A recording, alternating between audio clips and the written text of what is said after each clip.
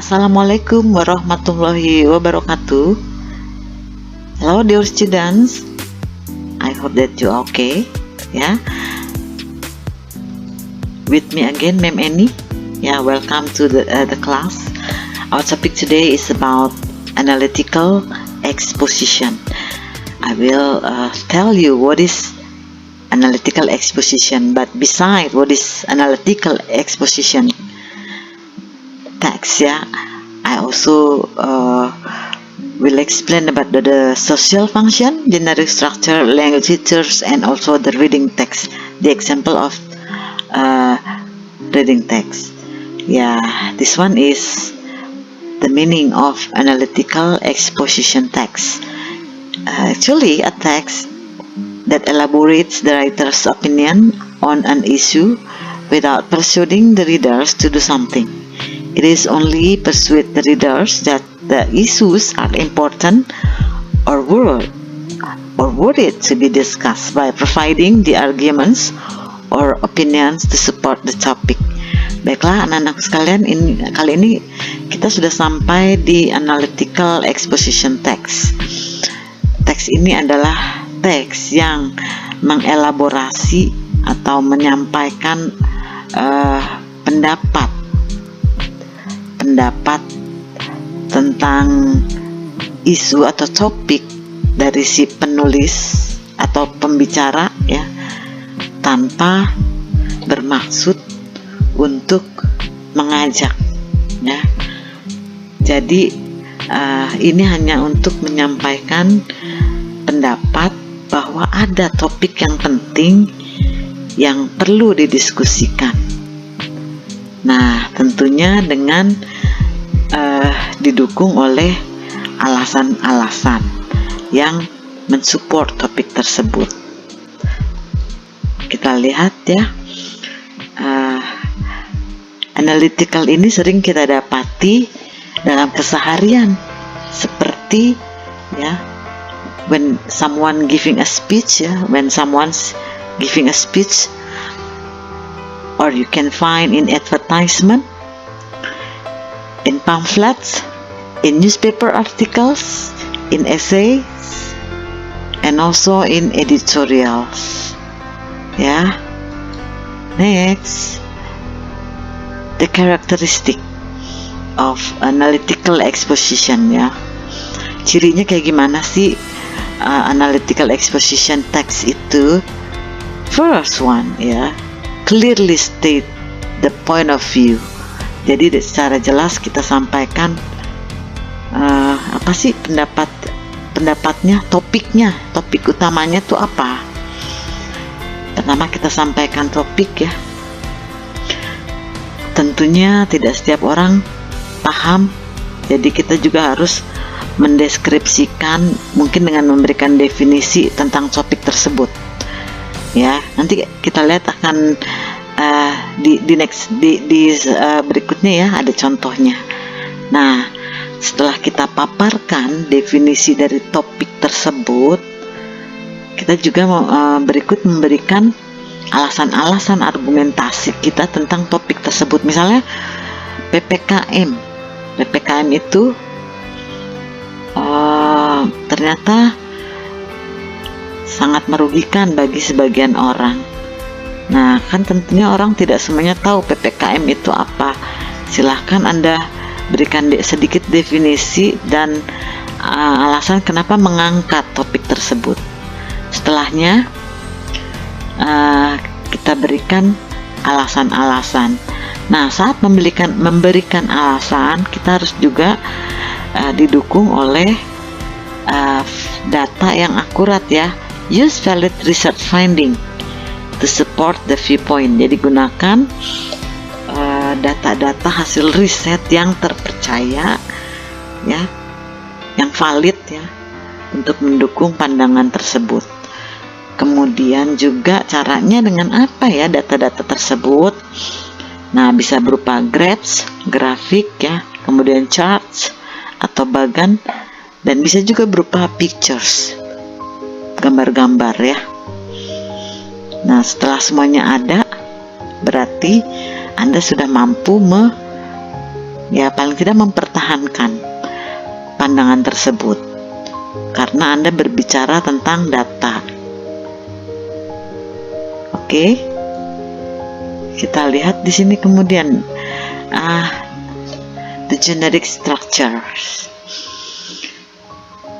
Saat kita menyampaikan, pertama tadi topik ya, topik sampaikan dulu, the topic you are talking about, the topic you are talking about. Ya, di sini disebutnya tesis gitu ya, mostly ya, ketika kita berhubungan dengan opini, tadi kan ada speech dan sebagainya ya, itu selalu terbagi atas 3 bagian besar. Pertama ada awal ya, ada akhir.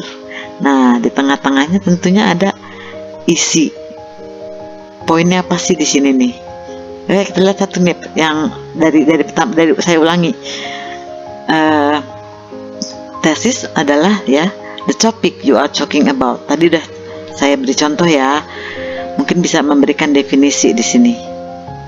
Kemudian setelah itu disampaikan dengan argumen atau reason, list of several reasons, facts or statistic as the example. Jadi ya tadi berupa fakta-fakta dan juga data statistik ya sebagai contoh. Dan terakhir setelah ini disampaikan, berarti di akhir, di penutup harus diberikan kesimpulan berdasarkan argumen yang sudah disampaikan. Nah, ini untuk ciri-ciri sudah. Nah, language features, unsur kebahasaan, tentunya menggunakan simple present tense ya. Kemudian juga kata-kata yang mengekspresikan perasaan atau ide dari si penulis ya, seperti kata experience, I feel, I know, I realize, sense, think, in my opinion, dan sebagainya. Kemudian juga menggunakan internal conjunction ya, ada 4 bagian internal conjunction itu. Kata penghubung conjunction ya, yang bersifat addition atau penambahan, kata beside, in addition, or further. Kemudian sebagai fungsinya untuk perbandingan, pembanding, compare ya, comparison, kata but, vice versa, meanwhile, on the other hand. Terus juga menyatakan time, second, first, second, then, next, after that. Kemudian cause and effect, sebab akibat ya, consequence as a result, so the result. Kemudian causal conjunction, kata penghubung yang menyatakan alasan atau sebab ya, alasan maksud saya di sini ya. Jadi menjawab pertanyaan why. As a result, because of, consequently, despite, in spite of, due to, dan sebagainya. Ini nanti ada bahasan khusus ya, tersendiri ya untuk kebahasaannya. Berikut saya akan coba berikan kamu contoh ya tentang homeschooling. Kita lihat di sini homeschooling judulnya, berarti topiknya tentang homeschooling. Yang pertama, kenapa ada 3 di sini, kita lihat ya dari sini dulu nih. Intinya di sini. I do not think that a homeschooling system is the best education system to use. Kata si penulis, saya tidak berpikir bahwa sistem homeschooling adalah sistem yang terbaik yang bisa digunakan dalam pendidikan. Although parents of homeschooling shouldn't think it is better because of the manageable situation. Jadi maksudnya, meskipun si penulis tidak setuju kalau ini yang terbaik, meskipun banyak orang tua berpikir kalau sistem homeschooling itu adalah lebih baik sebab situasinya dapat di manage ya dengan baik. I think homeschooling system do not wrap all of the learning aspect that formal school usually reach. Biasa saya pikir ya, kata si penulis, sistem homeschooling itu tidak dapat melengkapi semua aspek pembelajaran yang sekolah formal biasanya tercapai, seperti in the learning process 1, socialization 2 ya, and the self development of the children.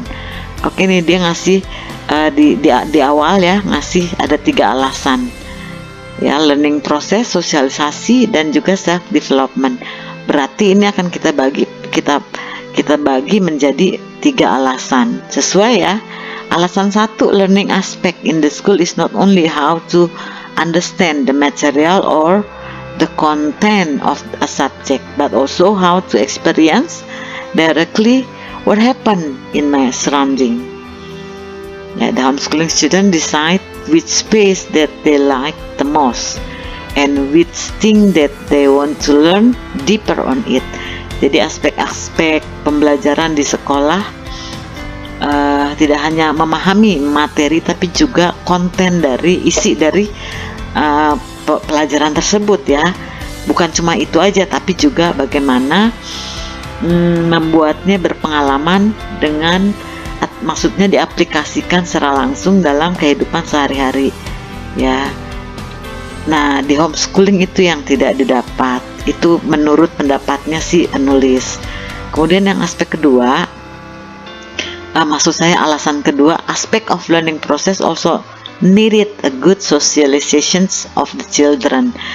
Nah, berarti dia menjelaskan, menjabarkan ini sosialisasi yang dimaksud seperti apa, yang di bahasan kedua ya. Kemudian bahasan ketiga juga sama. Finally, one-to-one learning that is applied in a homeschooling program doesn't guarantee that the children have a good development to face their real future. Jadi dengan homeschooling tidak menggaransi, tidak menjamin anak-anak memiliki perkembangan mental ya, perkembangan diri sendiri dengan baik untuk menghadapi masa depan, alias mereka tidak terbiasa lah gitu ya menghadapi situasi yang real, karena mereka berada di zona nyaman, kurang lebihnya seperti itu ya. Dari opini si penulis. Nah, terakhir di konklusinya atau di penutup ya, kesimpulan, the standard of learning in this system makes students not educationally successful. Jadi sistem ini tidak membuat secara langsung, secara terdidik ya berhasil. The system just like a controller of the student's development. It shows that it is not the best way to teach or educate children. Jadi karena di awal dia sampaikan bahwa dia tidak setuju ya sepenuhnya tentang sistem ini. Jadi di awal pun dia juga menyatakan, inilah alasan saya kenapa saya tidak menyetujui homeschooling. Ya kelas, mudah-mudahan sudah lebih jelas ya. Nah, ada satu lagi nih, ini the importance of having breakfast. Sama ya kondisinya seperti yang tadi, pentingnya makan pagi. Ada di sini pertama temanya, pertama topiknya apa yang disampaikan di sini awal, terus dikasih alasan-alasannya. Nah, terakhir baru kesimpulan. Nah, untuk ini silakan nanti dipelajari ini ya, dan tolong dijawab pertanyaan yang mengikuti. Di sini ada pertama ya, what is the text talking about? Why having breakfast is really important? And whether you agree or disagree, please give your opinion. Ya, silahkan. Jawaban bisa kamu tulis di kolom komentar. Okay? Well, thank you for a lovely session today. And I hope you get more understand about this topic ya. Please still always stay at home to make you safe and healthy. Okay, see you next week. Wassalamualaikum warahmatullahi wabarakatuh. Bye.